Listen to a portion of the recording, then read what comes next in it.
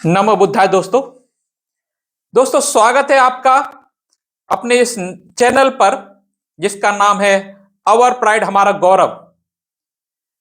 दोस्तों, आपने भगवान बुद्ध के बारे में बहुत अधिक जानकारी हासिल की, उनके जन्म के बारे में, उनको बुद्धत्व की प्राप्ति हुई और बुद्धत्व की प्राप्ति के बाद उनने क्या किया यह आपको शायद नहीं पता होगा। बुद्ध ने वहां पर 7 हफ्ते बिताए। वो किस तरह बिताए, उनका अपना ही अलग महत्व है। बुद्धत्व के बाद आज हम इस पर चर्चा करेंगे कि भगवान बुद्ध ने वो 7 हफ्ते किस तरह बिताए और उनका भगवान बुद्ध के इस धम्म में बड़ा ही महत्व और वो किस प्रकार से है। दोस्तों, बुद्धत्व लाभ के बाद तथागत बुद्ध 7 सप्ताह उरुवेला में ही सप्ताह सप्ताह भर विविध वृक्षों के नीचे तथा अन्य स्थानों पर बैठकर टहलते हुए ज्ञान प्राप्ति का सुख अनुभूत करते रहे। और उसका हम विवरण है। पहले हफ्ते में गौतम बुद्ध का प्रथम सप्ताह बोधि वृक्ष के नीचे ध्यान में व्यतीत हुआ, जहां उन्हें बुद्धत्व की प्राप्ति हुई थी। गौतम सिद्धार्थ बोधि वृक्ष के नीचे जिस स्थान पर आसन लगाकर बैठे थे वह स्थान डायमंड स्थल या वज्रासन कहलाता है। वर्तमान में यह वज्रासन चारों ओर से रेलिंग से घिरा हुआ है। दूसरे सप्ताह में यानी बुद्धत्व प्राप्ति के बाद बुद्ध बोधि वृक्ष के उत्तर दिशा में बुद्धत्व लाभ का सुख अनुभव करके पूर्व से पश्चिम की ओर आगे पीछे टहलते रहे, जिसे ज्वेल वॉक कहा जाता है। ऐसा करते हैं उन्होंने 1 सप्ताह बिताया। इस स्थल को चक्रमण स्थल भी कहा जाता है। सम्राट अशोक ने चक्रमण स्थल पर बुद्ध के प्रतीकों के रूप में पाषाण कमल बनवाया था, जिनकी संख्या 18 है। चक्रमण स्थल की पूरी लंबाई 50 फीट है। बाद में अलेक्जेंडर कनिंघम ने उसी से सटे दाहिने और महाविहार के उत्तरी दीवार की ओर 53 फीट लंबा, 3 फीट 6 इंच चौड़ा और 3 फीट ऊंचा लंबा मंच बनवाकर उस पर पाषाण कमल बनवाए थे। इस कमल चिन्ह को दर्शनार्थी श्रद्धा से वंदन करते हैं और पुष्पार्पण अर्पित करते हैं। कमल चक्र की सजावट अत्यंत मनोहारी और आकर्षक होती है। इसे प्रत्येक दर्शनार्थी श्रद्धा से नमन करते हैं और बुद्ध उपदेशित शील का आचरण करते हैं। चौथा सप्ताह बोधि वृक्ष के नजदीक पश्चिम दिशा में एक स्थान पर ध्यान साधना में व्यतीत किए। यहां बुद्ध ने अभिधम्म सूत्रों का विचार करते हुए 1 सप्ताह बिताया।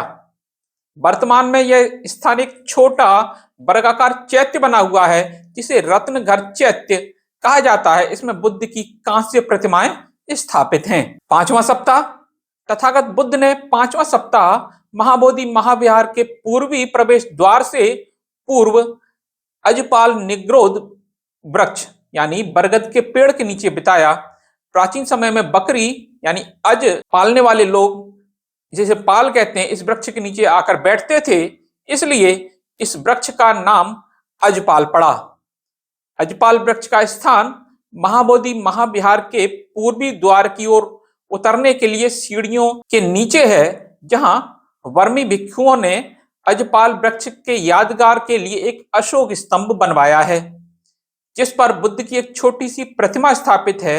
इसके आगे पंच पांडव मंदिर है और इसके बाद महाविहार का पूर्वी द्वार आता है। जब तथागत अजपाल निग्रोध वृक्ष के नीचे सप्ताह भर बैठे रहे तो उसी समय एक अभिमानी वमन वहां आया और बुद्ध से पूछा कि हे गौतम, वमन कैसे होता है तथा वमन बनाने वाले धम्म कौन से धम्म हैं? तथा तथागत ने उसके मनोभाव को जानकर उद्गार व्यक्त किए, ब्राह्मण वही है जिसके सभी पाप धर्म नष्ट हो गए हैं, जो अभिमान शून्य होकर अपने चित्त विकारों को नष्ट कर चुका है, जो अपनी धर्म साधना पूर्ण कर लिया हो और इस संसार में उससे श्रेष्ठ कोई नहीं है।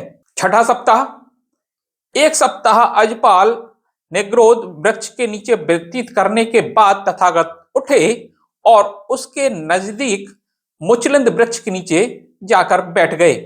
मुचलिंद वृक्ष के नीचे तथागत 1 सप्ताह तक बोधि लाभ सुख का आनंद करते रहे।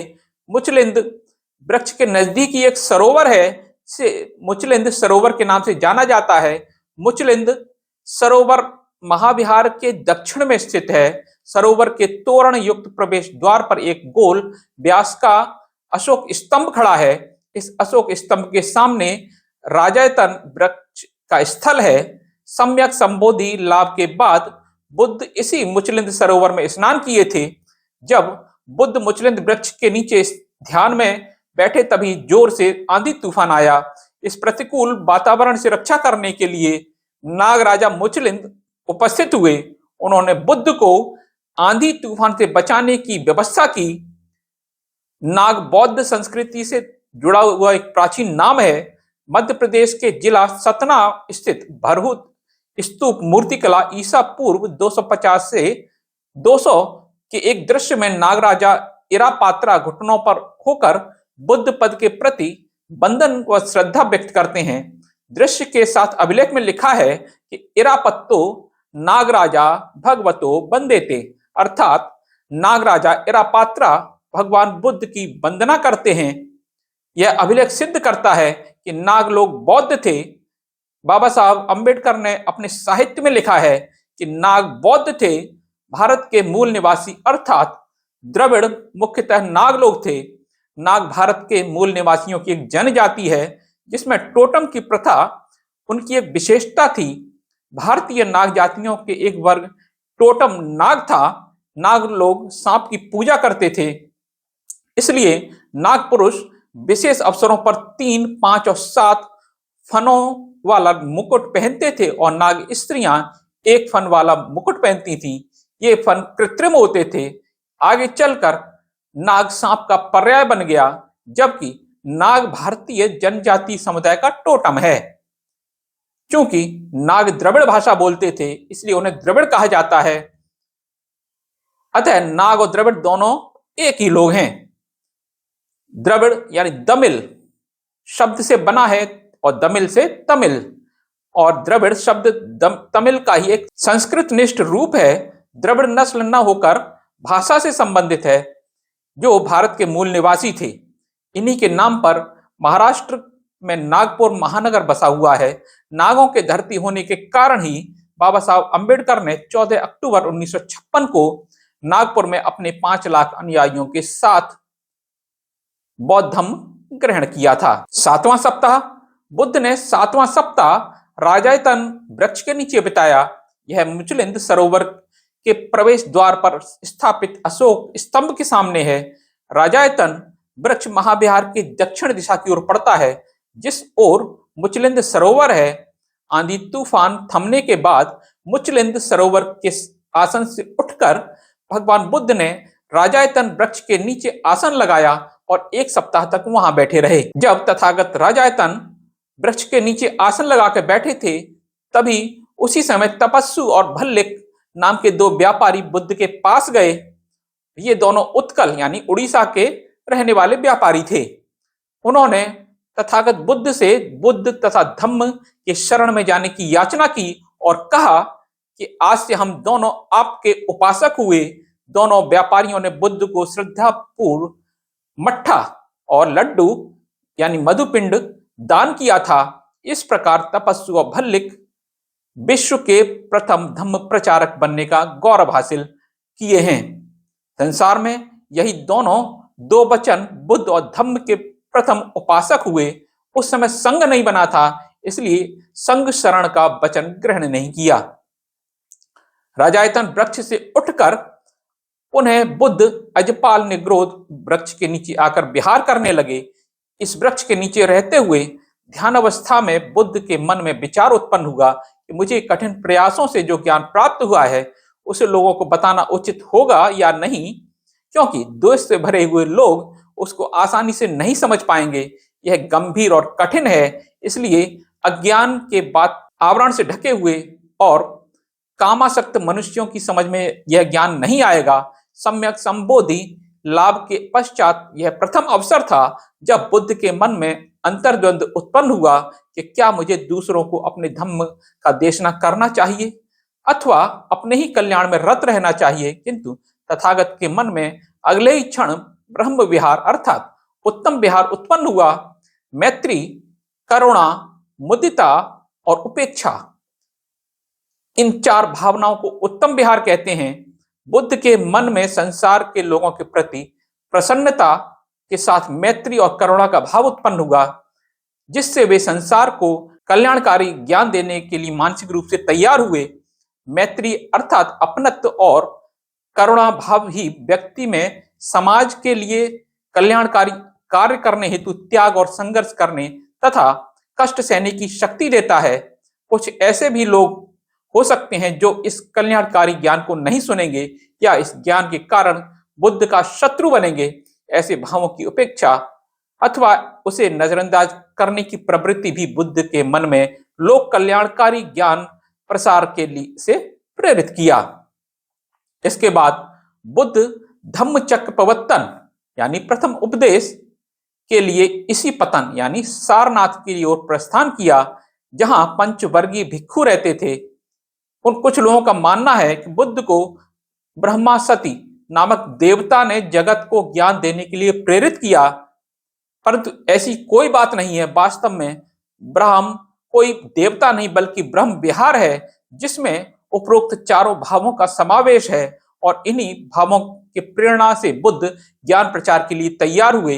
इस प्रकार तथागत बुद्ध ने जो संसार के लिए सुख कारक, दुख भंजक, जन कल्याणकारी सिद्धांत को आविष्कार किया था, उसे संपूर्ण मानव समुदाय तक पहुंचाना जरूरी समझा। तथागत बुद्ध के बुद्धत्व प्राप्ति के बाद उनसे अजुपाल वृक्ष के नीचे रहते हुए एक ब्राह्मण का आकर मिलना, राजायतन वृक्ष के नीचे रहते हुए दो व्यापारी तपसु और भल्लिक का उनसे बुद्ध और धम्म की दीक्षा लेना, मुचलिंद राजा द्वारा बुद्ध को प्राकृतिक आपदाओं से सुरक्षा प्रदान करना, यह सिद्ध करता है कि उन दिनों उर्वेला एक विकसित शहर रहा होगा, जहां राजा से लेकर व्यापारी और ज्ञानी लोग रहते थे।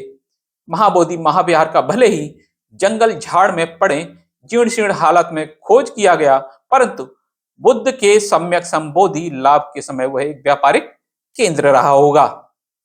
तो दोस्तों, बुद्ध के ज्ञान प्राप्ति के बाद उनके मन में दुविधा थी कि वो जो ज्ञान उन्होंने प्राप्त किया है वो जन कल्याण के लिए लोगों को दिया जाए या न दिया जाए। लेकिन ब्रह्म विहार के द्वारा उनको उकसाया गया कि उस ज्ञान को लोगों में बांटें, और वही कारण है कि आज बुद्ध का धम्म विश्व में फैला हुआ है।